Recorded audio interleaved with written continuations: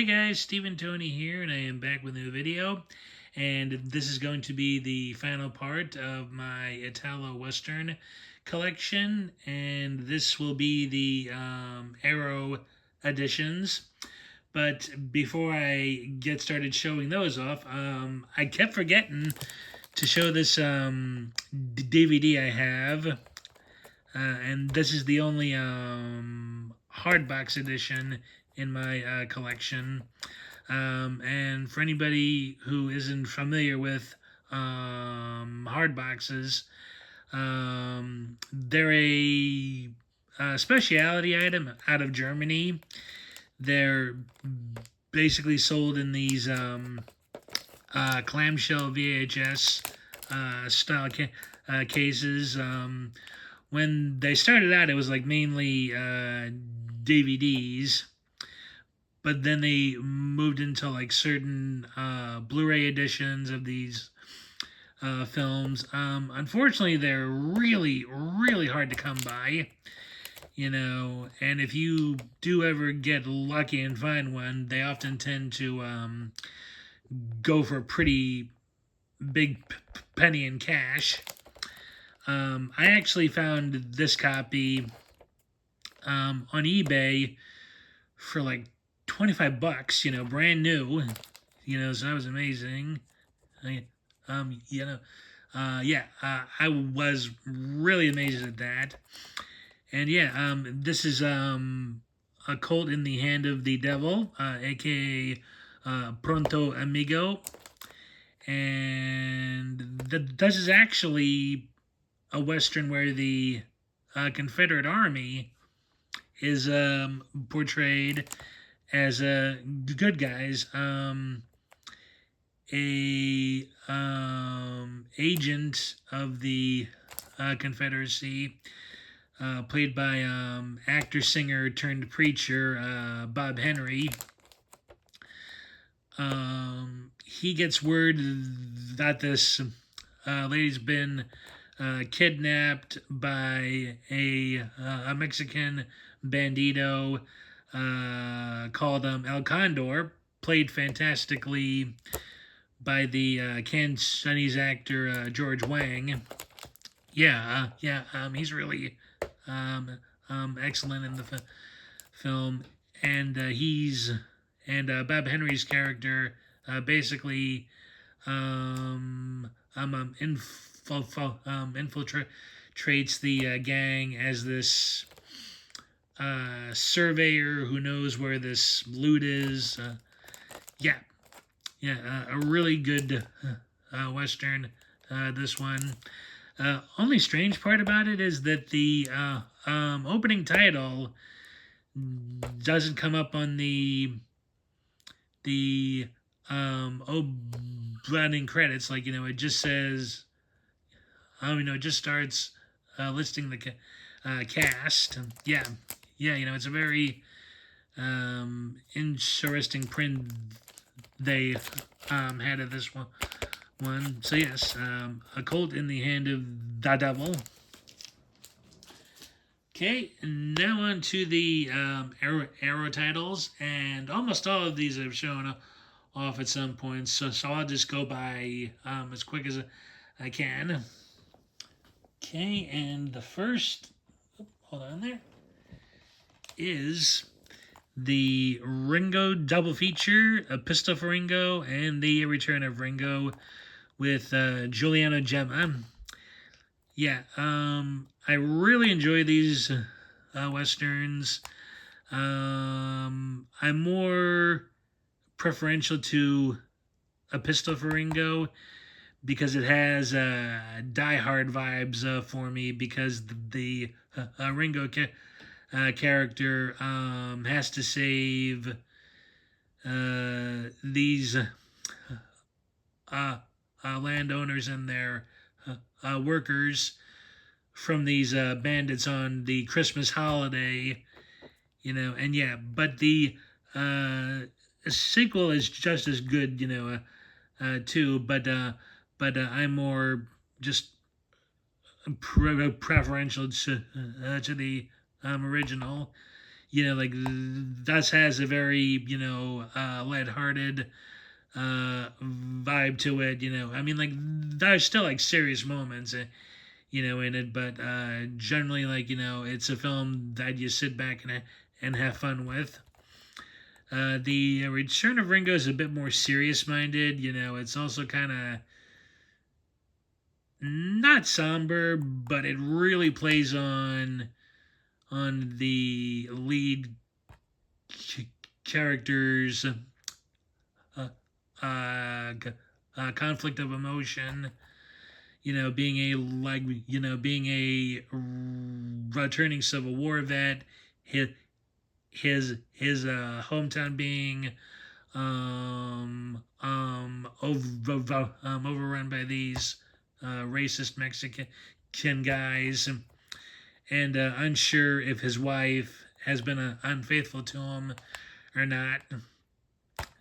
So yeah, but but it's still good, and the climactic fight scene is very well done. So that is the Ringo films. Okay, next we've got.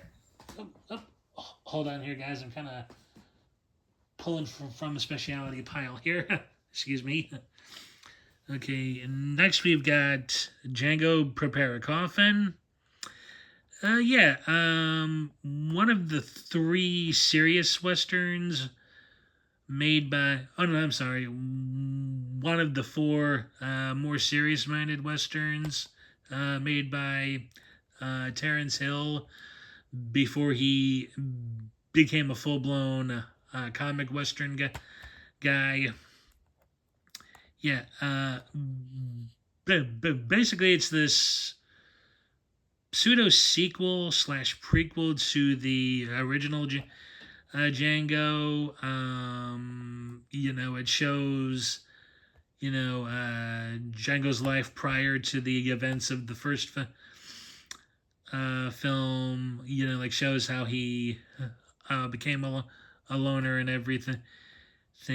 Yeah. And German actor Horst Frank, he plays the bad guy. In this, it was his first western. I think after like a 3-year hiatus or something. And he didn't lose his touch at all in these films. So yeah, I'm not really the biggest Terrence Hill fan, I have to admit. I mean, it's not anything against the guy really, but I mean, he just gave off this certain vibe, but I'm not sure how to explain it. So, but I mean, the film itself was interesting. I thought it was a little slow in spots,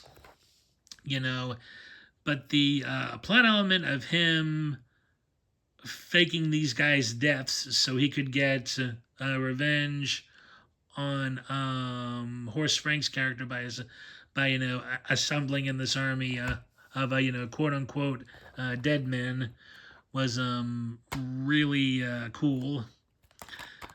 Cool. So yeah. So yeah, that is Django Prepare a Coffin. Okay, next we've got Day of Anger, starring Lee Van Cleef.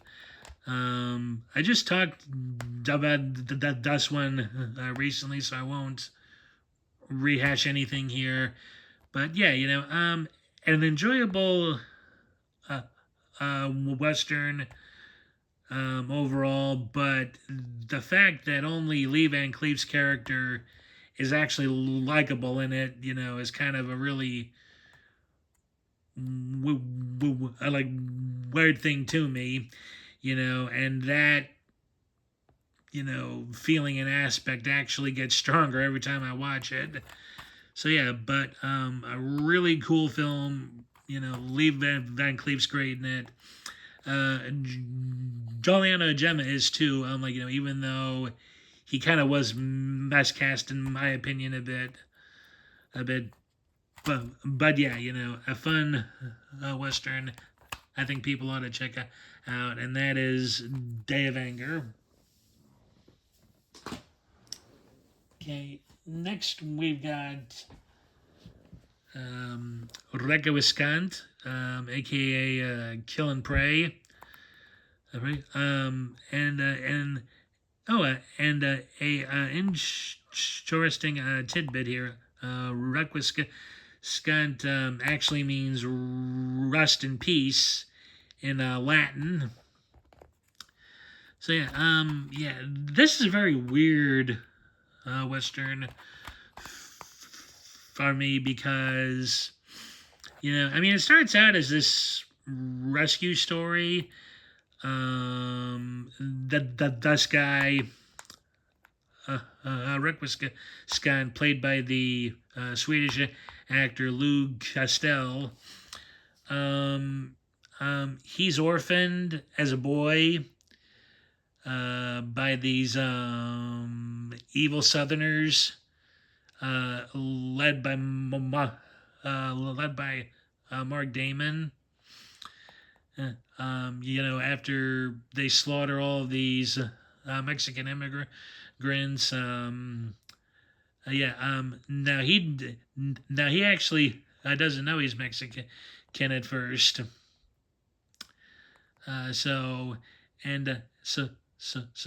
Anyway, he ends up having to find his wayward adoptive sister, and it ends up turning into this whole oddly done thing about the Mexican Revolution. I mean, it's still an interesting and a good film. Just how they kind of went from it being a rescue to tale and self discovery to this revolutionary thing. Just always felt odd to me. I mean, I haven't watched it in a number of years, and I am due for a rewatch. Maybe this Spegvember fest. So yeah, but it has a great cast. It's got Castell, Mark Damon, who probably gives the best villain performance I've seen in a while. Of this, Southern aristocrat, who thinks he's a demigod. A god, really great slimy performance from him, and it also has a rare acting role from Pier Paolo Pasolini as a very forward-thinking monk in it, and there's also Pasolini favorite Franco Cidi as a very weird guy, in the film. So yeah, that is Requisca Skunt. Castell was actually considered for the Gemma role in Day of Anger, but they wanted a more bankable name, and he actually would have been pretty interesting in the Scott Mary part. So yeah, that's Recca Visconti. Okay, next up is my third favorite Italian Euro Western of all time, and that is Cemetery Without Crosses, aka They're Open the Cult. I don't really have to add too much more to this. Classic. Has that Grecian and Shakespearean tragedy vibe going well for it. I love this film so much. Yeah, Cemetery Without Crosses. Okay, and next we have Lee Van Cleef's last really good role in the genre, and that is the Grand Duel. Yeah. Now, in terms of the more like straight serious westerns, that this was Van Cleef's best role for me. Me. He plays a sheriff. Oh no, I'm sorry, he's an ex-sheriff. I'm in this one who's protecting this guy who's been falsely accused uh, murdering this evil guy, who's the patriarch of this family that holds tyranny over this town. Let's see if they have the name of the family here. Nah. Oh yeah, the Saxons. Yeah, the Saxons have control of in this town. It's a father and his three sons, played by Horst Frank, the French actor Mark Mazza, who was also in My Name Is Nobody, and in Charles Bronson's second French film, Rider in the Rain. It's a really solid western that is also a murder mystery, because we are along for the ride with Van Cleef and Alberto Donatis, as they try to figure out who actually killed the Saxon patriarch. A really solid entry into the genre, especially since it came out in 1971, as as the westerns were floating more into comedy realms, and the really ultra low budget stuff of Demofilio Fadani, aka Miles Deem. So this is a really good early 70s western to check out. Yes, that is The Grand Duel. Okay, and last up for the standard editions is the late Frank Gonara classic, Kioma. Out of all of the Twilight westerns of this period in the mid to late 70s, and I've seen almost all of them. The only one I still need to see is a Silver Saddle, Juliana Gemma's second to last entry in the genre. But out of all of them so far, this is probably my least favorite, I have to say. And don't get me wrong, it's got this incredible story, Enzo G. Castellari, shows why he's the, craftsman he is in the Western genre and the action genre. but I don't know. I mean, something about about it like was just way too melodramatic for me. For me. I mean, the cast is great. Like Nero, Woody Strode, William Berger, Donald O'Brien, and of course the actors playing his half brothers. Yeah, I mean, cast is great, like acting's great, story solid, but I don't know, the pacing just felt odd to me.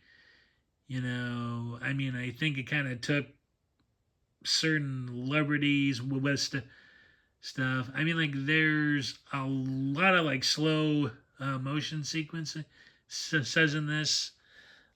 Some working, some not working. At least for me. I mean, I wanted to like this more than I did. I mean, I really should give it a rewatch. I've only really ever watched it once, so I mean, I should give it a second chance. I'm sure my opinion has changed somewhat, since then. So yeah, Kioma, a light era classic with Frank Gonero in a very fine performance. Okay, all right. Now that is it for the standard editions. Now on to my Soul Arrow 4K, and that is a fist full of dollars. Yeah, don't need to go into this one too much. Classic of the genre, the film that started it all, made a name out of Clint Eastwood and Sergio Leone. Yeah, excellent, excellent, excellent film, and the transfer is just exquisite. Yeah, very good stuff. A fistful of dollars. Okay, now onto the special editions and box sets, and to start off with, we've got Django, the Steelbook. That's actually, for a time, was actually the golden piece in my collection, because when Arrow first announced this edition in 2018, I think it was. I had pre-ordered this, off of Amazon. And then of course word had leaked that Blue Underground, had this cease and desist order on it, and all this legal entrapment occurred, and so it was in limbo for a while, and I was one of the few people that pre-ordered this, and and did manage to get their copies, so from so for me, like this for a time was like my most prized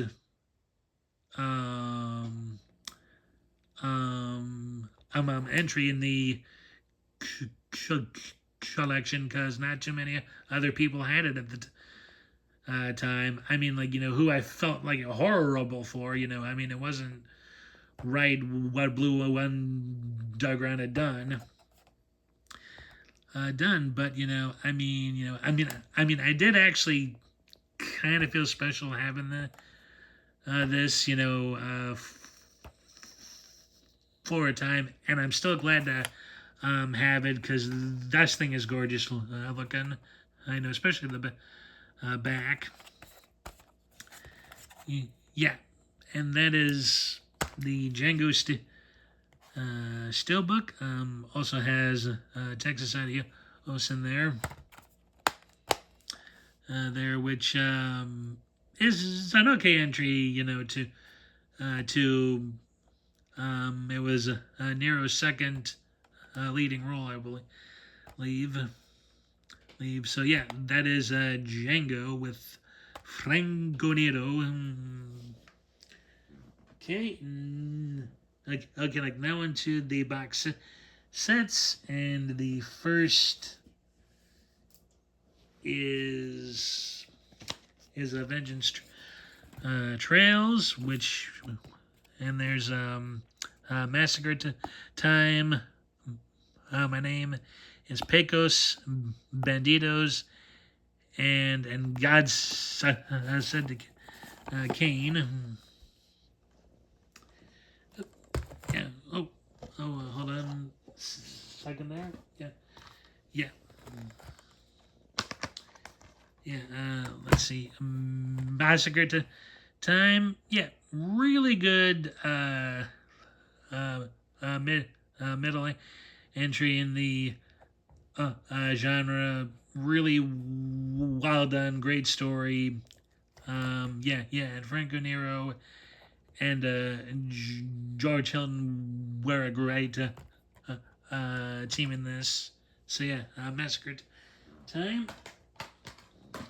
Oh, hold on here a second, guys. Yeah. Okay. Second, my name is Pecos. Classic of the genre. One of Robert Woods' best films in the genre. Really solid story of revenge. Yeah. My name is Pecos. Okay. Banditos. Massimo Dallamano's only entry into the genre, and a really solid one, too. Yeah, great small scale Western that has an epic feel, although without being epic.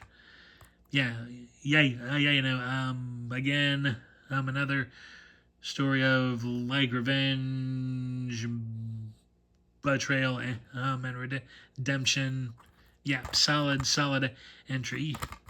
Banditos. Okay, and last but certainly not least, we have And God Said to Cain.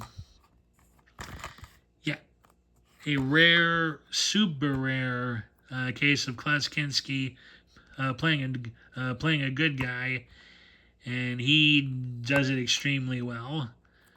Yeah, a nice western that mixes the horror genre, or more or less the gothic tropes, eh, and action set pieces.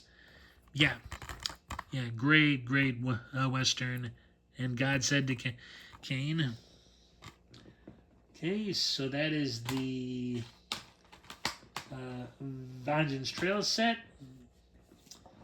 And, jeez. And next we've got, here it is Blood Money. And this one's got $10,000 blood money, aka $10,000 for a massacre. Vengeance is Mine. aka $100,000 per killing, Find a Place to Die, and Italo. Yeah, yeah, nice set again. All this good stuff. Okay, here, here, yeah. Okay, and first we've got. Oh, oh excuse me, guys. Sorry. Okay, and first it is $10,000 for a massacre. Great, mid-level western. Again has that sweeping feel on a smaller budget. The debut western of Johnny Garco and also Claudio Camaso. Yeah, they do great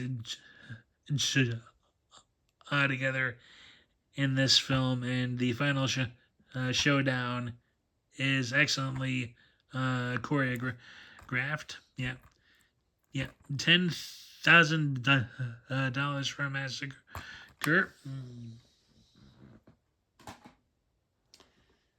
Okay, and next we have Vengeance is Mine, aka $10,000, aka 100,000 for a killing. Yeah, I do enjoy this, but not as much as its sister piece. Although Garco and Camaso again are great. I think it deals a little bit too much into the melodrama of like their relationship, but it's still good, and that's Vengeance is Mine. Okay, next we have hold on a second there. Okay, like next, we have Find a Place to Die. Yeah, I was surprised how good this entry was with Jeff with Jeff Harry Hunter. Yeah, basically, that's like motley crew of guys helps a widow save her land and her land and money claim from in this bandit. Although some of the guys may not be as trustful as they look. Yeah, really solid one that I don't think too many people talk about, and that is Find a Place to Die. Okay, and the last of the set is Italo. Yeah, this is actually a remake of Kill the Wickeds. Basically, this guy is saved from a hanging, and then him and his uh, partners like rob this gold shipment, and they end up in this deserted, abandoned town where two unlucky travelers happen upon them, and it just turns into a tense standoff. Yeah, it's an interesting entry in the genre. Very psychedelic, like being on a hippie drug trip. Yeah. Yeah. I mean, I found it. I'm a very good curiosity curiosity piece. I probably do need to give it a second watch to like see if I have I, any different viewpoint now of it. I don't know. I'm sorry. If my opinion has changed or not. I mean, yeah, yeah. I mean, it isn't bad. It's just like it's almost like too experimental. I thought. Okay, and that is Italo. Alrighty, that is okay. And next we have Savage Guns. Oh, excuse me. Okay, and here we have I Want Him Dead, El Poro, the non-Western Wrath of the Wind, and the Four of the Apocalypse.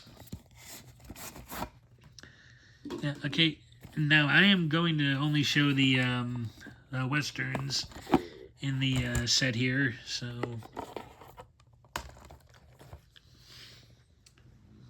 okay. Oops. Okay, so here we got first. Oop, yeah. First, I Want Him Dead. Probably my favorite Craig Hill Western in the genre. Basically, he plays a retiring soldier whose sister is assaulted and murdered by the evil Jack Blood, played by Jose Manuel Martin, and Hill's character Clayton goes on a trek for revenge, and inadvertently ends up becoming the only thing standing between Jack Blood and this arms manufacturer from reigniting Civil War hostilities. Yeah, I know some people are kind of up and down on this entry, but I enjoy it. Like, it has great pacing, great story, and some really neat characters in here. So that is I Want Him Dead. Okay, and next we have El Poro, aka the man's yours, the I don't know. I'm sorry. It's called The Man Is Yours, The Man's Mine. Yeah. Ties with Blackjack for me anyway, as Robert Woods' best ever role in a western. He's actually a rarity character in the genre, and that is a gunfighter at the end of his rope, who's starting to come to terms and with his mortality and his, in his decisions in life, and has basically ended up a drunk from it. Yeah, but Woods is just he's really excellent in this, and has a very touching performance as well from Rosabal Neary, as Woods' love interest. Yeah, so that is El Poro. Okay, and last for the set is Four of the Apocalypse. Yeah. was more of a slow burn love story for me. Like, in spite of the cover here, actually, like stuff like this, like it only makes up a small portion of the film. But I mean, it's really about the characters played by Fabio Testi, Lynn Frederick, Michael J. Pollard, and Harry Baird. Although Thomas Millian is really excellent as the evil original character Chaco.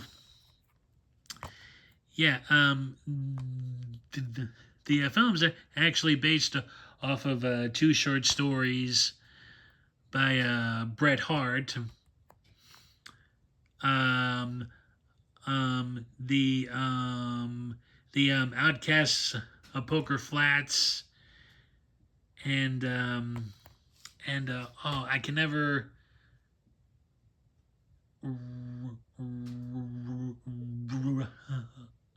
recall the other story's name, but yeah, and I read both in college,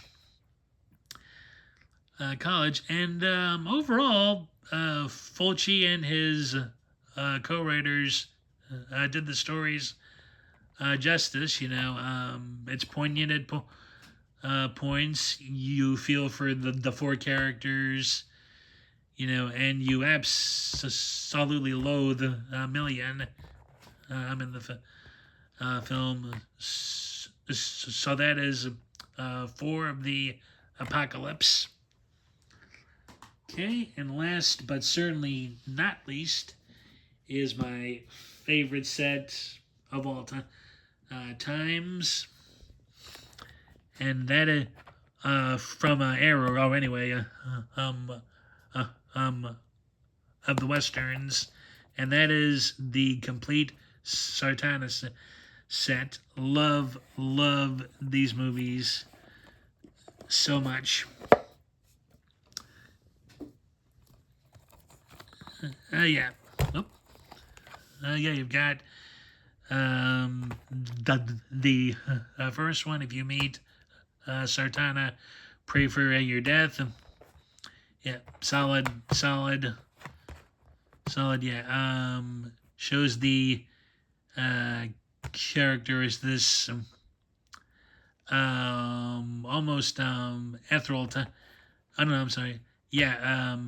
The character is a bit more ambiguous is here, and at times comes off as ghostly, but is still really solid in the action, and pretty much an all-star cast with Garco, William Berger, Klaus Kinski, Fernando Sancho. Yeah, really fun first entry. Yeah, and that is if you meet Sartana. Okay, and my favorite of the series, I Am Sartana, Your Angel of Death. Yeah, the character lost, his phantom aspect in this entry and started turning into more of a James Bond type, but like that's just still a lot of fun with Sartana looking to clear his name from these guys who robbed the bank of a nearby town. So yeah, that is I Am Sartana, Your Angel of Death. Okay, and next we have Sartana's here. Trade your pistol for a coffin. Yeah. The only non Garco Sartana, but it's still fun. Like, it's still fun. You know, Hilton brings his own charm to the character as he and his friend Sabata the Sabbath get tangled up in this in this money fraud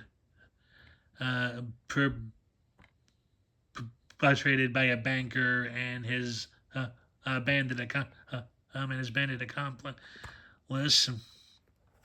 Yeah, yeah, like not as gadget friendly. I think as the other entries, but like still cleverly done, especially the moments of Sartana's sleight of hand and stuff. Yeah, yeah, that is Sartana's here. Trade your pistol for a coffin. Okay, next we have have a good funeral. My friend is Sartana will pay. Yeah, Garco's welcome home to the character is a very solid, fun entry as well. Basically, he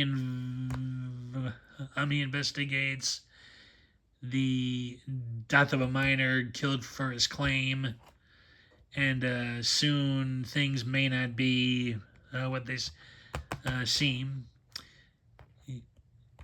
Yeah, yeah. Still fun. Not as extravagant as the other entries, but is still finely paced and a great story. Yeah, yeah. Have a good funeral, my friend. Sartana will pay. Okay, and last up is light the fuse. Sartana is coming. Yeah, the final of the official Sartana series goes out. Wow, they're really nice. Bang. Sartana again finds himself having to clear a name. This time in old friends, who's believed to have hidden in this big cache of money that he was double dealing to a corrupt lawman and the leader of a mercenary army for hire. Some really great gadgets in here as well. And there's of course Alfie the mechanical lighter, who is one of Sartana's best allies in the film. Yeah, really great way to end the series, and that is late diffuse Sartana's coming. Okay, and that will do it for my entire Italo Western collection as of right now. Thanks for sticking it out with me for this several part series. I hope you enjoyed. If you have any questions or recommendations, what are your thoughts on the films? Did you like them? Like them? Did you not like them?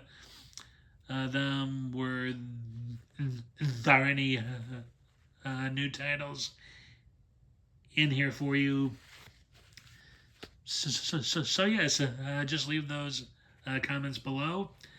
And yeah, please give this video a thumbs up. It does help the channel. And if you haven't already, please hit that subscribe button and click the bell notification for more content like this.